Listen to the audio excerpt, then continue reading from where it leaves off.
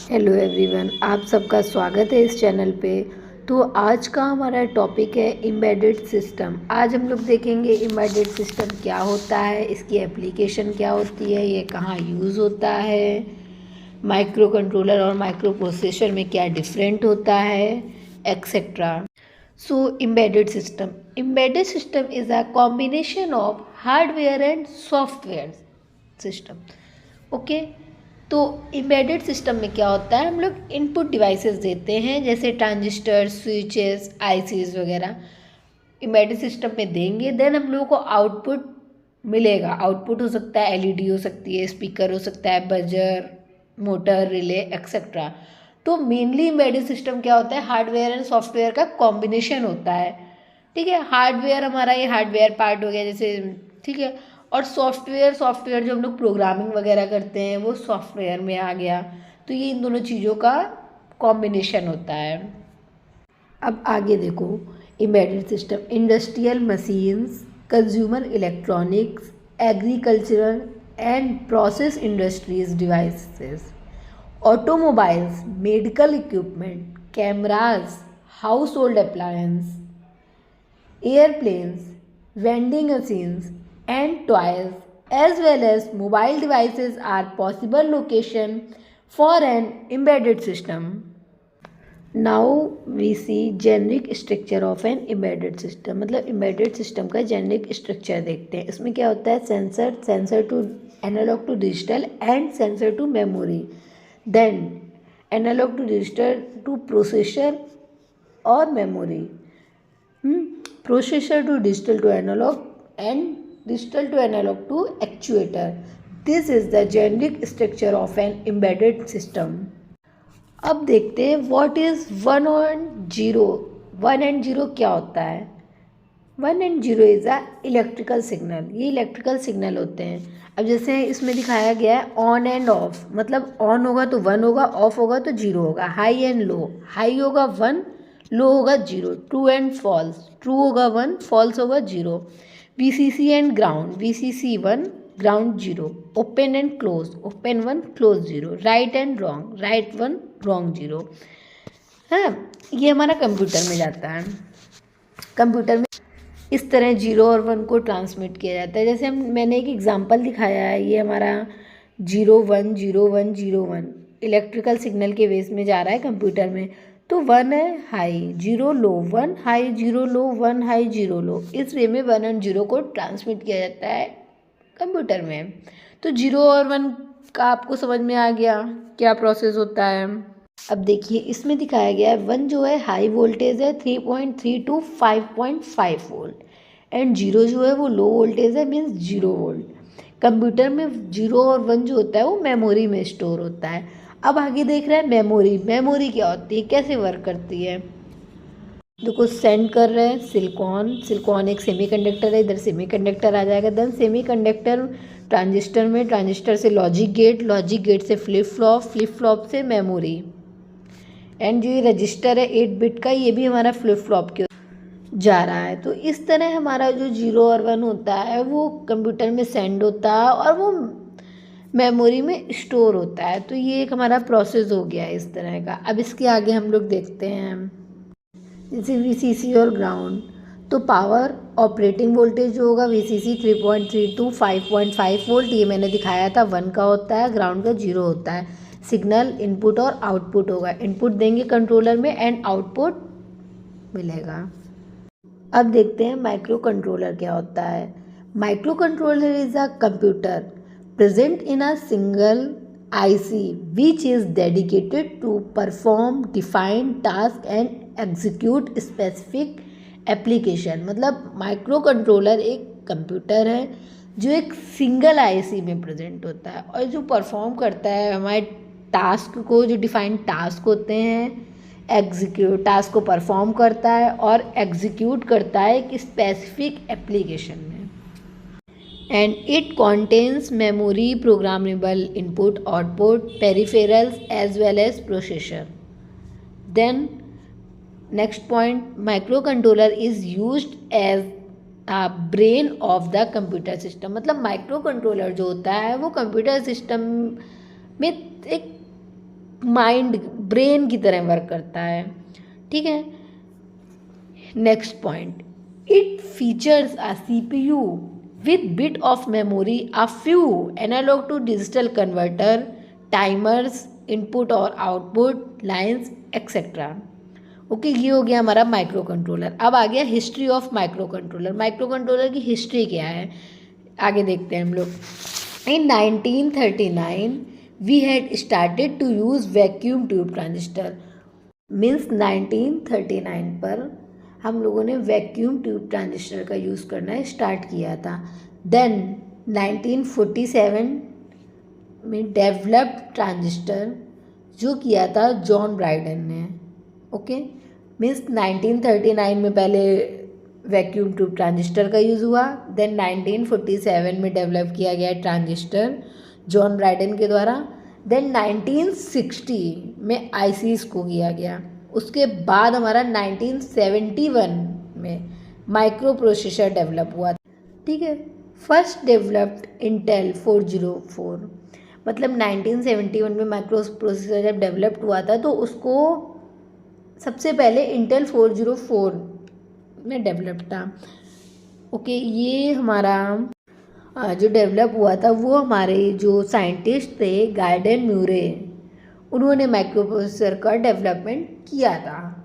तो 1939 से हमारा स्टार्ट है। वो पहले हमारा वैक्यूम ट्यूब ट्रांजिस्टर यूज़ होता था, देन 47 में हमारा ट्रांजिस्टर का यूज़ हुआ जॉन बाइडन के द्वारा।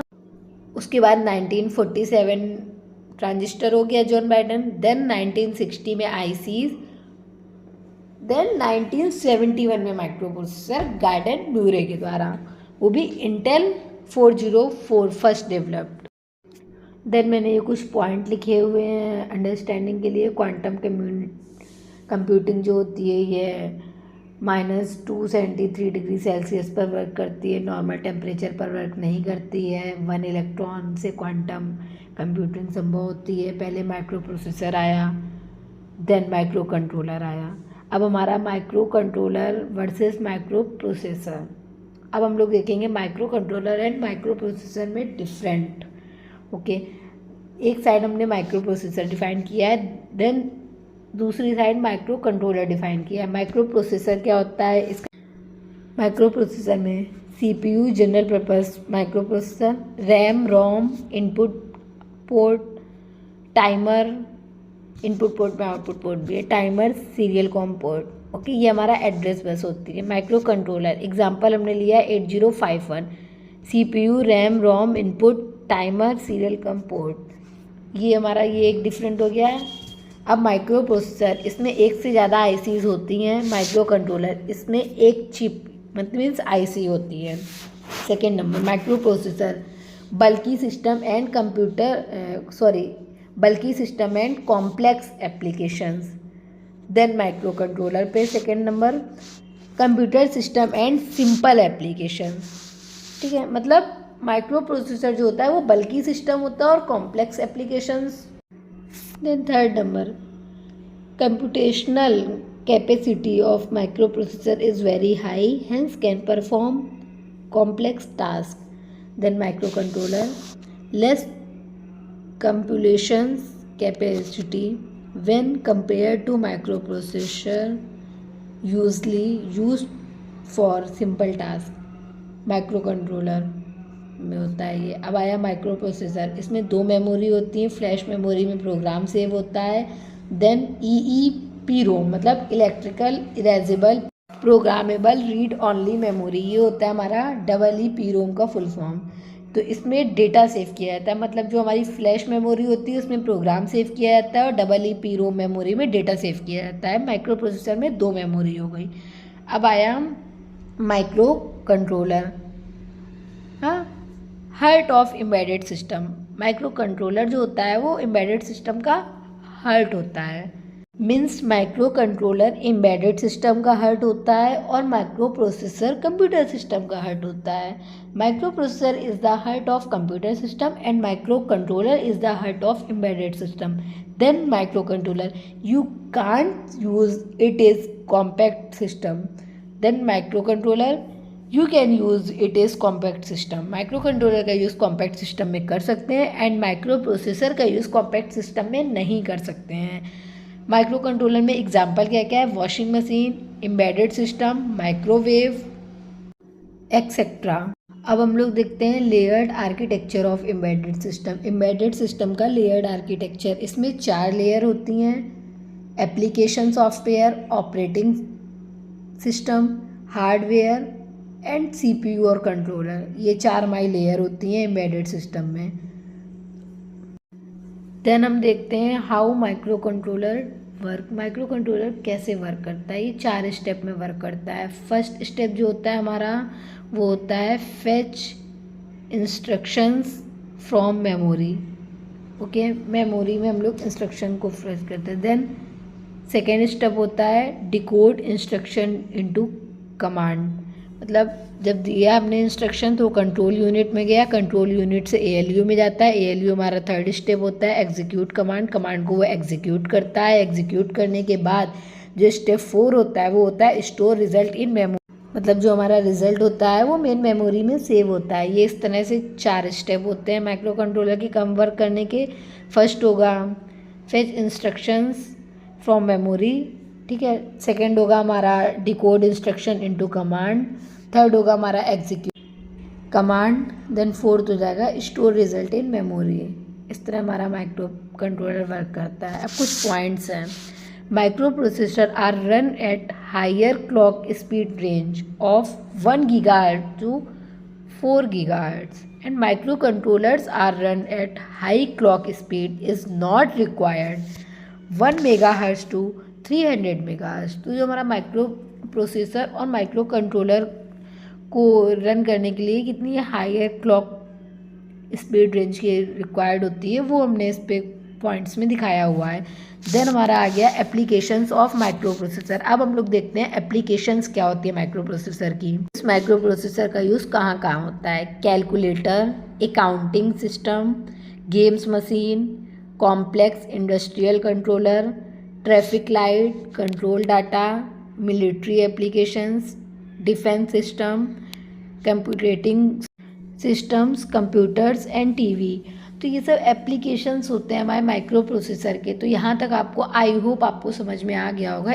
सो अभी हम लोगों ने देखा था एप्लीकेशंस ऑफ माइक्रो प्रोसेसर। अब हम लोग देख रहे हैं applications of micro controller. Micro controller का यूज़ कहाँ का होता है? Mobile phones, automobile, CD and DVD players, washing machine, cameras, security alarm, keyboard controller, microwave oven, watch, MP3 player, इन सब जगह हमारा माइक्रो कंट्रोलर का यूज़ होता है। तो इस तरह आज का हमारा ये टॉपिक यहीं पे ख़त्म करते हैं। आगे हम लोग नेक्स्ट वीडियो में इसके आगे का डिटेल देखेंगे। तो आज हम लोगों ने रीड किया है कि एम्बेडेड सिस्टम क्या होता है, माइक्रो कंट्रोलर क्या होता है, माइक्रो प्रोसेसर क्या होता है, इनका यूज़ कहाँ किया जाता है और इसमें क्या क्या डिफरेंट होता है। सो आई होप आपको ये सेशन समझ में आया होगा। अगर आपको ये वीडियो अच्छा लगा हो तो प्लीज़ लाइक करें, सब्सक्राइब करें एंड शेयर करें। Thank you.